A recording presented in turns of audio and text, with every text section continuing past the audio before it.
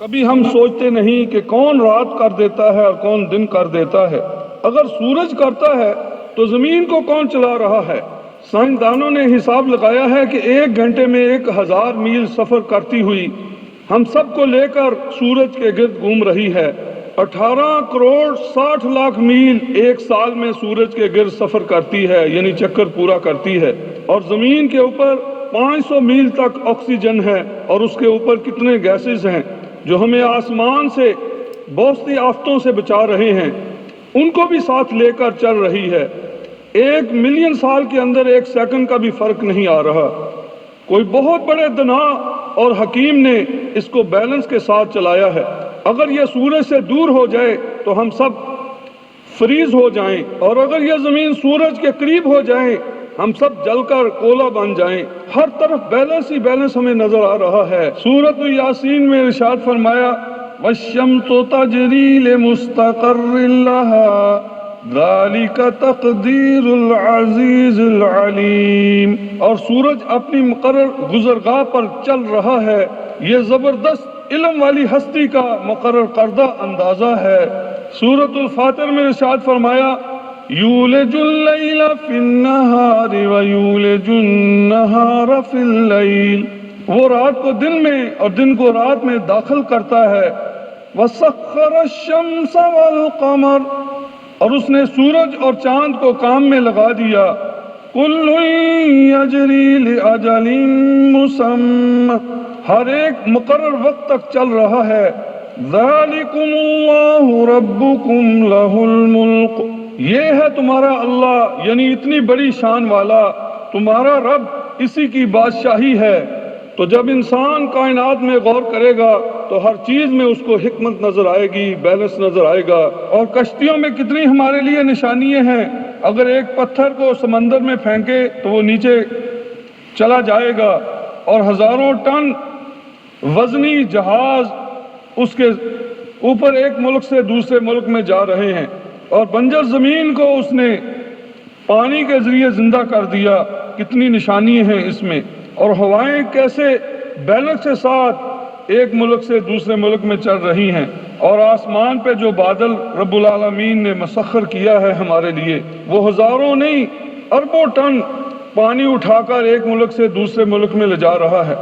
عقل والوں کے لیے نشانیاں ہیں۔ بھینس کے سامنے آپ ساری کتاب پڑھ دیں تو اس کو کوئی سمجھ نہیں آئے گی، صرف آواز اس کو آئے گی۔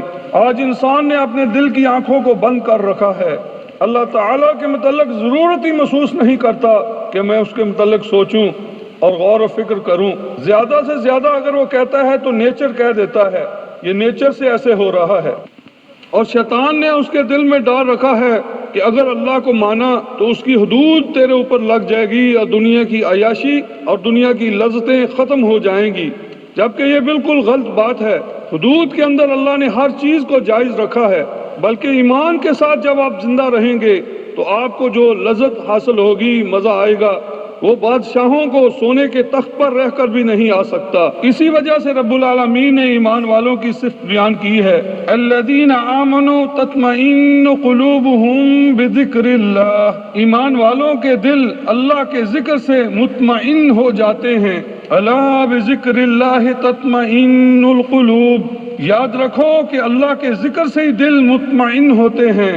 بھائیو، اگر کہا جائے کہ ایک جنگل میں مکان ہے، وہ خود بخود بن گیا ہے، اس کے اندر جتنی اشیاء رکھی ہوئی ہیں وہ خود بخود بنی ہوئی ہیں، کسی نے ان کو ڈیکوریٹ نہیں کیا۔ اگر کوئی آدمی اس مکان میں داخل ہو، ڈائننگ روم میں کھانا تیار ہو اور ہر قسم کی صفائی ہو، ڈیکوریشن سے گھر بھرا ہو، اور کہا جائے کہ یہ سب کچھ خود بخود ہوا ہے، ہرگز ماننے کے لیے تیار نہیں ہوگا۔ اور اگر کہا جائے کہ کوئی ریسپی ایک برتن میں ڈال کر چولہے پر رکھ دی جائے تو خود بخود قورمہ بن جائے گا یا بریانی بن جائے گی، تو ہرگز اس بات کو ماننے کے لیے تیار نہیں ہوگا۔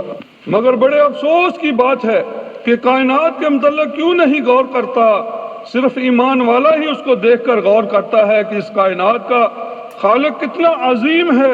ابھی تک انسان نے جو تخلیق کی ہوئی ہے رب العالمین نے کائنات، اس کی حدود تک نہیں پہنچ سکا۔ دیکھیے ہمارا سورج اس زمین سے 13 لاکھ گنا بڑا ہے، اور اگر ہم چند منٹ اس کی طرف دیکھیں تو ہماری آنکھیں اندھی ہو جائیں گی۔ اور سائنسدانوں نے بتایا ہے کہ ریگل ستارہ ہمارے سورج سے 15,000 گنا زیادہ روشن ہے۔ اگر ایک سیکنڈ کے لیے بھی اس کے سامنے آنکھیں کھولی جائیں گی تو فوراً اندھی ہو جائیں گی۔ ہمارے نظام شمسی کے 9 سیارے ہیں، سب سے قریب ترین مرکری ہے اور سب سے دور پلوٹو ہے، اور وہ سورج سے 4 ارب 60 کروڑ میل دور ہے۔ اور سائنسدانوں نے کہا ہے کہ آسمان پر اتنے بڑے سورج ہیں کہ اگر اس کو سورج کی جگہ پر رکھا جائے تو پلوٹو تک ان کا قد پہنچ جائے گا۔ اللہ اکبر! انٹاری ستارہ اتنا بڑا ہے کہ جس کی جسامت ہمارے سورج سے 3 کروڑ 60 لاکھ گنا بڑی ہے، اور ہماری گلیکسی میں 3 ارب کے قریب سورج ہیں، ستارے ہیں جو ہمیں چھوٹے چھوٹے نظر آ رہے ہیں۔ تو بات ہو رہی تھی کہ کائنات کے اندر ہمیں غور اور فکر کرنا چاہیے۔ سورۃ القصص میں رب العالمین ارشاد فرماتے ہیں، قُلْ أَرَأَيْتُمْ إِن جَعَلَ اللَّهُ عَلَيْكُمُ اللَّيْلَ سَرْمَدًا إِلَى يَوْمِ الْقِيَامَةِ مَنْ إِلَٰهٌ غَيْرُ اللَّهِ يَأْتِيكُم بِضِيَاءٍ أَفَلَا تَسْمَعُونَ۔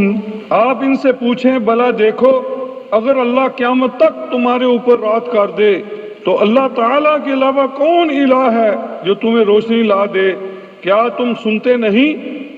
اس کے برعکس فرمایا، قُلْ أَرَأَيْتُمْ إِن جَعَلَ اللَّهُ عَلَيْكُمُ النَّهَارَ سَرْمَدًا إِلَى يَوْمِ الْقِيَامَةِ مَنْ إِلَٰهٌ غَيْرُ اللَّهِ يَأْتِيكُم بِاللَّيْلٍ تَسْكُنُونَ فِيهِ أَفَلَا تُبْصِرُونَ۔ ان سے پوچھے، بھلا دیکھو اگر اللہ قیامت تک تمہارے اوپر دن کو کر دے تو اللہ کے علاوہ کون الہ ہے جو تمہارے لیے رات کو لے آتا جس میں تم آرام کر سکتے؟ کیا تم دیکھتے نہیں؟